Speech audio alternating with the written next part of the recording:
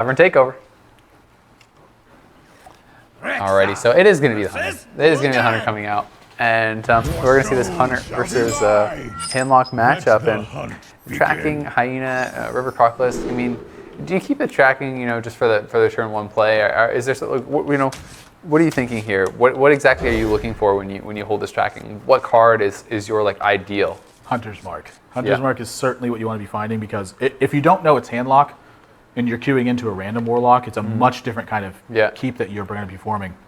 You keep tracking against both of them, but I have the privilege, because of the last game, of knowing that he's playing handlock. So Hunter's Mark is in the forefront of my mind at the moment, as well as something like Animal Companion, which is pretty difficult for him to deal with in its own right. Well, and he has a pretty nice hand. I mean, he had the Deadly Shot also, I forgot to mention. Yeah.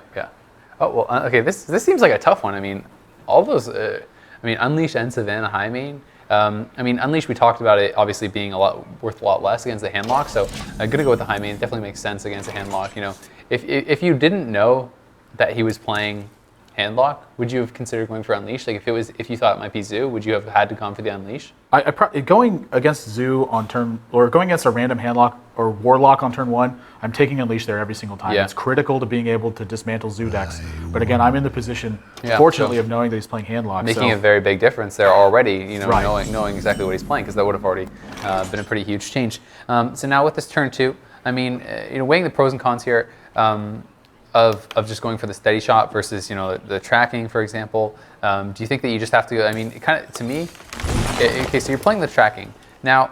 What's the thought process behind going for the tracking on this turn instead of just doing a steady shot and then next turn doing a steady shot tracking? Are you just thinking, as far as the mana curve? Or you just want to play that boar right now? I don't necessarily want to play the boar right now, but my thinking going into it is that I want to threaten something like a Hunter's Mark, or potentially threaten something like an Ironbeak Owl following up on a Twilight Drake, because you notice I gave up the Owl in that first tracking, so I don't have access to another one. Well, you end up with a really good mana curve anyway, because you draw the Animal Companion, but obviously the downside of that play would have been that you would have had a bit of a poor curve had you not drawn that. The other consideration as well is if I tracking and two of my other cards are poor, and I do have an Animal Companion, it does set me up on a turn 3 play, whereas normally I wouldn't have one. Yeah. Big Game Hunter, okay, that's pretty interesting. I guess it makes sense. You can't really trade the boar, so he's trying to look to trade into the Misha with that Big Game Hunter if he does go for that. He kind of knows. The only thing he ever really gets a Big Game Hunter against a Hunter is if you have like a Savannah Highmane and you Houndmaster or something like that. There's not really a lot of options to get that anyway. So throwing that down, not too bad of a play at all. He obviously could have coined Drake or something like that. What would you have felt about that? Do you think that's not worthwhile? I really like his play. I like his play of the Big Game Hunter because it threatens the Misha directly. And as it stands, if I don't have something like a Hunter's Mark or an Arcane Shot, which I'm not liable to Hunter's Mark that, and I'm not likely to have Arcane Shot in my deck, it's going to be able to kill the Misha. So I get pretty lucky again and draw with the Houndmaster. You're getting a very nice mana curve. Drawing the Animal Companion, then follow up with the Houndmaster. Pretty big play. So second Houndmaster here. Now, are you thinking, okay, just clear Deadly Shot? Is there really is that not a pretty obvious play? Just Deadly Shot, Steady Shot? Well, my consideration is whether or not I want to use Kill Command. Okay. And Kill Command plus a minion? In the Houndmaster, or if I want to use Deadly Shot here. So I think using Deadly Shot here has its pros and cons. The major con is that if he plays a big Twilight Drake, again, I don't have access to an Ironbeak Owl for it. Yep. So those are the only things I really have to consider at this point. But I think as it stands that it's certainly a better play to be using the Deadly Shot instead of the Kill Command. And the major reason behind here I'm not using the Hero Power and I'm developing the Explosive Trap is because, again, we talked about how we want to keep Warlocks at around the 15 life range. And then you try to burst him from there. So when I do it this way, my thought process is if he has Molten Giants, I'm going to be in a lot of trouble. Where this way, it makes it to where he can't play two already. You have the 8 damage on the board, you have your Steady Shot, plus you have the 2 with the Explosive Shot. So, that's already him at 2 HP. He's got to be getting kind of nervous. Depending on what your draw is, you could potentially have lethal next turn. So Faceless Manipulator, this looks like it, he's thinking about Faceless Manipulating the Misha. Just that looks like a bit of a desperation move there. Now, there are a few options here. You could Twilight Drake and then coin out a Taunt, which it doesn't seem like too bad of a move. I think that might be actually what he does. Yeah, it's looking like that's going to be. It's the move I like best because it puts the most amount of pressure on the fact that I have to if I have to push through this with damage, Yeah. I have to use more damage. Exactly. I mean, that just kind of makes sense to me. And once again, a really good draw. I mean, that Savannah High Main, I guess you already had one in your hand, so not that big of a deal. But I mean, here, are you thinking about Hound mastering the Misha to keep it alive when you attack into that Twilight Drake, or are you just thinking clear? You have to get that done. Well, I don't have a way to push through any damage because again, I want to leave him at 14 life, so that way he can't play Molten Giants.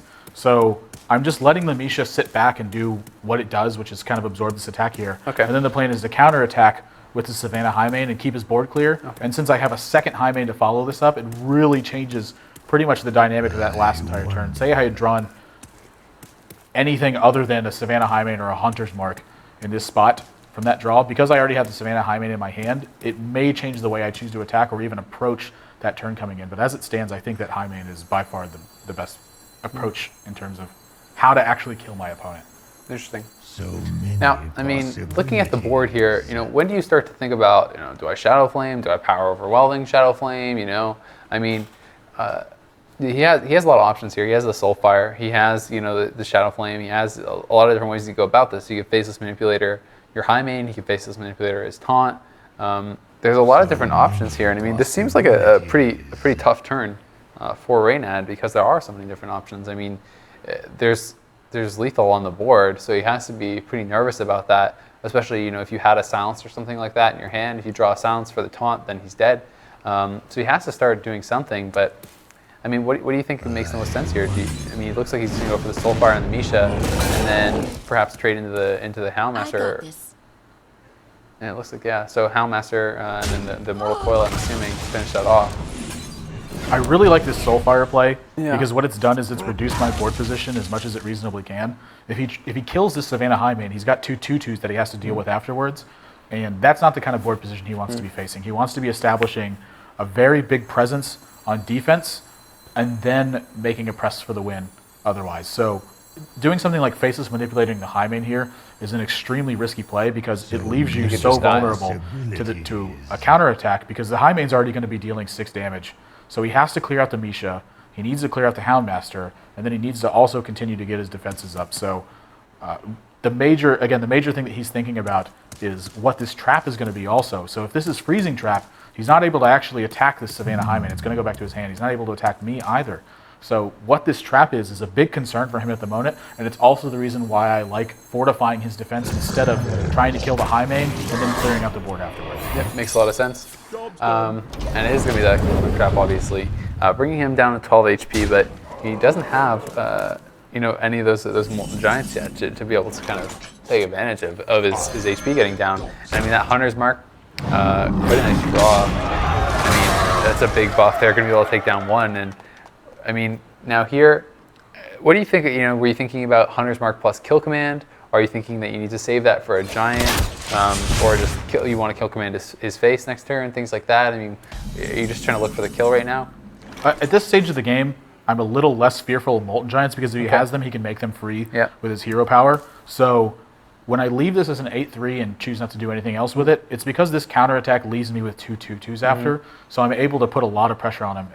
From my hand, again, I have another Savannah High Main in my hand. And the Kill Commands. I have the Kill Command and I have a Hunter's Mark. I have a lot of tools to deal with things. So at this point, what I'm worried about is committing too much to the board and then losing too much from something like a Hellfire or a Shadow Flame, or even just from efficient handling attacks. Yeah, and I mean, he's really thinking, do I clear? Do I go face? But I mean, the scary part about trying to clear at this point, he's already at 10 HP. When you're that low against a Hunter, there's so many ways for them just whittle you down and take you out. I mean, if you spend 2 turns trying to clear out those hyenas. And now, I mean, if this is a Huffer, oh man, that's the Huffer. So Hunter's Mark, and that's going to be that. The Kill Command plus the Huffer. I mean, these some very good draws there. Hunters always make pig when they need to. Yeah. Let's be real about it. I know, man. Hunter